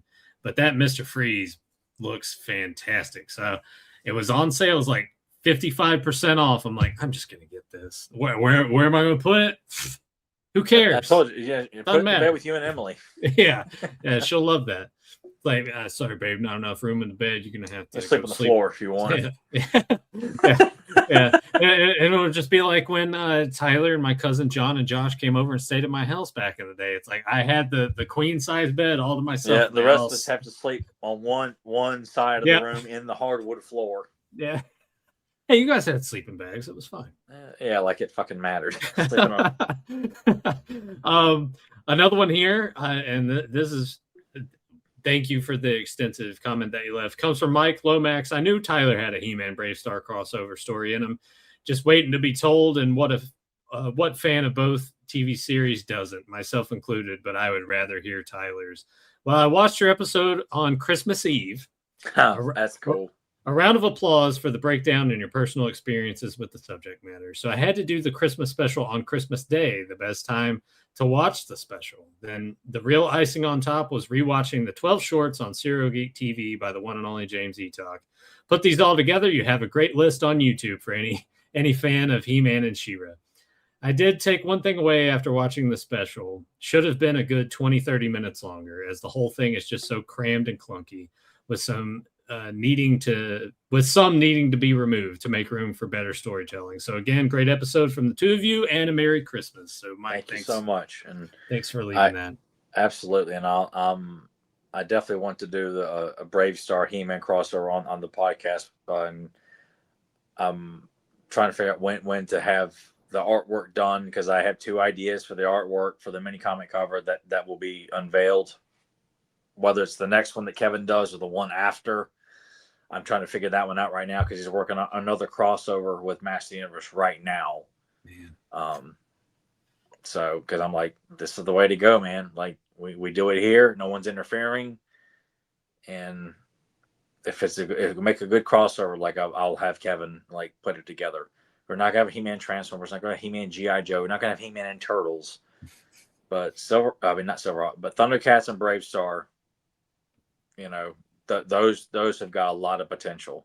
He-Man and Black Star, that's another one. Oh yeah. Black Star I think would work pretty good too. So, time will tell. But I definitely am going to make the Brave Star He-Man crossover a future topic for us to discuss and break down. So lots to look forward to here in 2026, because as we record this, we haven't gotten there yet. But when you're watching this, hey, it's 2026. So Happy New Year. This final one came from our premiere chat while the Christmas special was going on. I thought it was really interesting, because you don't get a lot of this too often. This comes from Johnny Cock. As a kid, I preferred New Adventures of He-Man. So I responded because I'm always there in the premiere chat. So always remember that when you're watching those, when they pop up. That's really interesting. Why was that? And Johnny replied, I saw it older, so I retained more memories of the show and preferred the proportions of that toy line. I also liked sci-fi a lot more than fantasy as a kid. So they are out there. And we mentioned this before.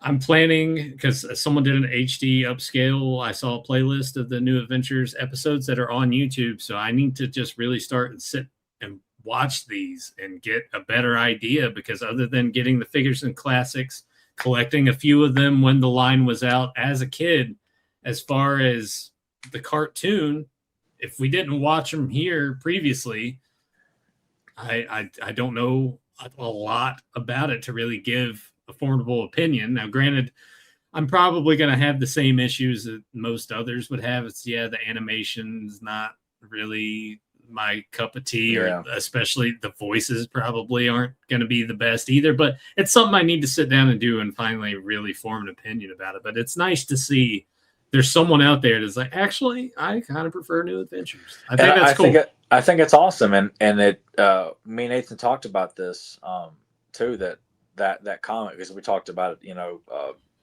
way before we recorded this, is that, you know what, about going and actually kind of breaking down the mythologies being set up in the mini comics as opposed to kind of like what the animated series does. Mm-hmm. And kind of like, okay, where does the line go from here if we're following the mini comic mythology? Yeah.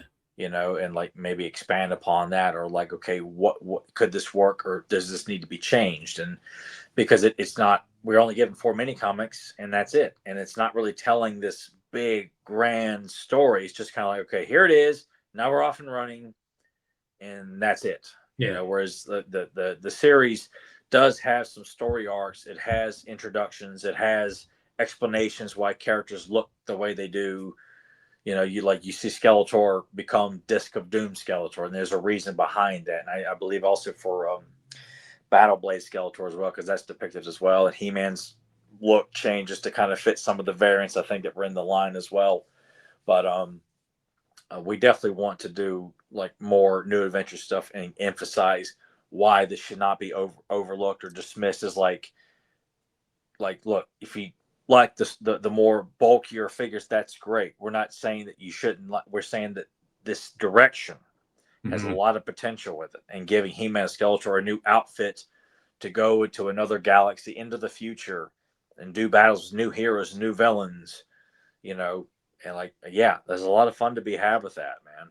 Yeah. So that's, I think that's going to be Master Powercast's New Year's resolution, is to put New Adventures a little more forward, and even though do more with it on the show. Absolutely, give it more presence, and even if we have to address, you know, a particular episode, okay, there's so much good here, but it's executed. It's the drizzling shits when it comes to execution. Yeah, you know, like we still want to emphasize, like, yeah, poor execution, great ideas all around. I mean, even if we break down the cast, if we even just discuss the action figures, just the figures alone of like why Vizar, Nocturna, Spinwit, Sagittar, Tuscador, Artilla, all these guys look fucking badass. Why they should have a place next to He-Man in his room of allies. That's those are part of my list. New Adventures toy line retrospective, classics retrospective, and the commemorative line retrospective. Yeah. Those are definitely things we want to bring to the forefront and put a lot of emphasis on, like, okay, why you should take a second look, or if you're not even familiar with it, go look. You know, expand the collection. You know, shove all the Origin and Masterverse shit out of the way. Make room for some high handmade quality shit here, people. Check this shit out. You'll be glad you did. You'll be glad you did, man. So yeah, we definitely have these ideas that we're gonna pursue in 2026. There's probably a thing here or there, some stuff we can't talk about just yet, but some things in the works that we're excited about for 2026. So yeah, and hopefully when we share that, you'll be excited too. And hopefully all of you will enjoy all this content that we're gonna have going forward. But Tyler, we will go ahead. We will wrap up our first episode of 2026. Hope everyone enjoyed our mini comic makeover, the good, the bad, and the makeover. It was what I was kind of toying around with that, calling that, as I think I mentioned here at the beginning of the show. Do I put it in the thumbnail? We shall see. But I hope everyone enjoyed. Topic for tonight, as I've always stated, leave a comment down below. Let us know your thoughts. Like this video and subscribe if you haven't done so already. And until later, let the power return. Yeah,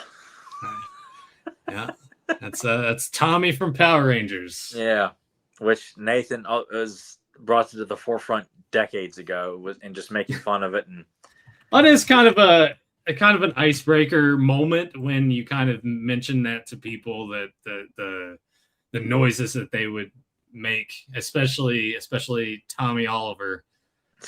But yeah. But that first year, man, like, oh my god, like this is the greatest thing ever, and then you're like, oh my god, this is fucking terrible, man. Well, see, that's the thing. I talked about this before. I haven't done it yet, but I need to just go and revisit. I think, as I've stated, having watched all those Godzilla movies the past couple of years, I feel like I'm going to have a greater that stuff doesn't bother me. It's the fucking acting. It's the acting that's just. I have no problem with, you know, the monsters and that was to me, that was one of the greatest parts of the show, was what was the new creature that Rita Repulsa was going to have Sphinster create? You know, and like I would, that was always exciting to see the big fight with the Megazord at the end of the show. Like that's what you're waiting for. It's the very clunky, bad acting that's on it. And I sat and tried to watch some of it because I have a lot of fond memories of a lot of the villains. Like King Sphinx was always my favorite, along with Shell Shock and the Nasty Knight and a wide variety of other Eye Guy. Yeah, Eye Guy I think's my favorite. Yeah, just some very great, toyetic. Very toyetic. I mean, damn near all of them. And there's so many I could tell you that was a Power Ranger, but I can't remember their name. But those are the ones that always come to mind of like the names that I remember along with the visuals. I feel like there's a couple others as well, but it just cringing, man. Like I'm trying to watch one of the Tommy when he's turned evil episodes. Like, oh, man, I think good. I think it got better around the time when he shows up as the White Ranger. I think that it gets a little bit better there. I think like the earlier stuff. But that was when I was watching it though. Was those first couple seasons even up until where Jason, Zach, and Trini leave the show, and you bring on Rocky, Adam, and Aisha. Aisha, yeah. I thought they were great additions, but yeah, they were. When you see Tommy, it's like, oh my god, who's the White Ranger? And you're like, is it going to be? And like, yeah, it's Tommy. Like, I enjoyed it, but then I think once the movie came out, which I enjoyed when it first came out, we owned it on VHS. But did you get the Happy Meal toys too? I did. We got one of them. I got Adam's Frog. Was the only one that I got from that line. Yeah, I do enjoy in that movie how disappointed he is. Yeah, it's a frog. But it's like, hey, when you get a kiss on the hot, prehistoric girl, like, hey, I'll take the frog any day. Yeah, which was originally supposed to be what's her name, Marista. She's the lady on Law and Order SVU. She was, I think, her originally. Really? Yeah, I think she was originally cast in that role, but she had to. I can't remember the. I got this spot on this show with Jerry Orbach or something. Yeah.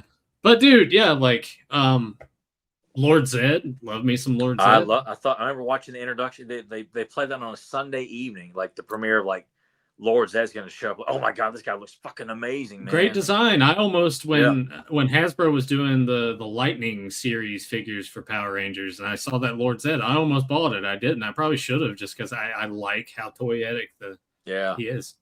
Yeah. I mean, Keldor looked great, even though like a lot of the dubbing bothered me. Yeah. Even as a kid, it bothered me, the dubbing, because I didn't understand that it was a the voice doesn't match with the and it bugged the shit out of me.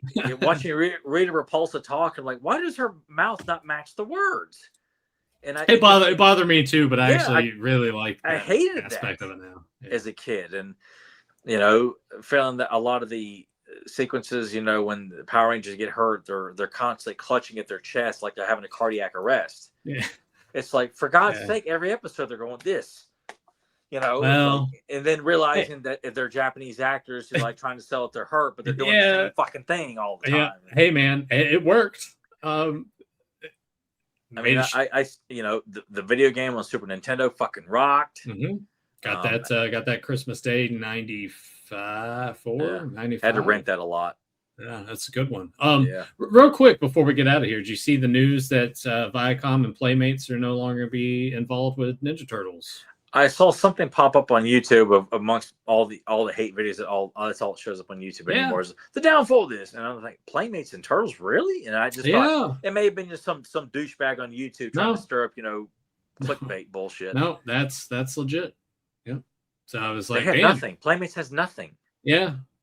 And I don't know how the hell they managed to stay afloat unless they're putting out a new Turtles line every year. And but I mean, there's probably some other stuff that Playmates does that you and I just are unaware of. They're not sitting at the big table. So I'm curious at this point who gets Turtles. I mean, obviously you have other companies putting out Turtle stuff, but who's going to be the primary one? I kind of hope that it's. Well, I almost feel like at this point, because I've heard they want to do a shitty sequel to, I think that Seth Rogen one. But I guess I mean, they might pump that out. But they had no main canon to make a line off of right now. Like, there's no like, okay, this is going to be the brand new series with a brand new toy line. They're just So that's pretty much going to be. And I think, well, if they're smart, they'll continue to recognize that. Look, the old school stuff, whether it's from the comics or the original cartoon and the original tournament, that's the bread and butter. That is what's going to continue to keep the line afloat. It's what people are going to keep coming back to. Except Super 7, because they intend and they want to charge $70 for a figure that'll be here maybe 5 years from now. Well, I mean, that's the thing too, is like Super 7 had to change up how they were doing because Playmates told them they couldn't do the Rat King, or they couldn't. Was it Rat King? Yeah, well, it's like you have to kind of do your own take on it. So two of the characters, I think, from their line to accommodate what Playmates was wanting to do with their new. Or the new movie that was coming out at the time, which I thought was complete bullshit. But. Yeah, so there was, So we'll see what Turtles' fate ends up being. I think it's 2027 is when that all like goes into effect. Goes into limbo, as it were. But I'm kind of hoping maybe Jada Toys gets it, where the company is putting out the Street Fighter. Do a good job. Then you can have your Street Fighter versus Turtle crossover, man. Yeah, all about the crossovers. But we'll fucking fanboy bullshit. We'll see how that turns out. But I hope everyone enjoyed this, and we will catch you on the next one. Thanks for watching. Thanks for your time. This fucking butte they put in now. Sherbert sent you in here to rob me now? Been fucking knocking everybody's dick in all night? Huh? You been beating all the customers tonight, motherfucker? Huh? Jag off.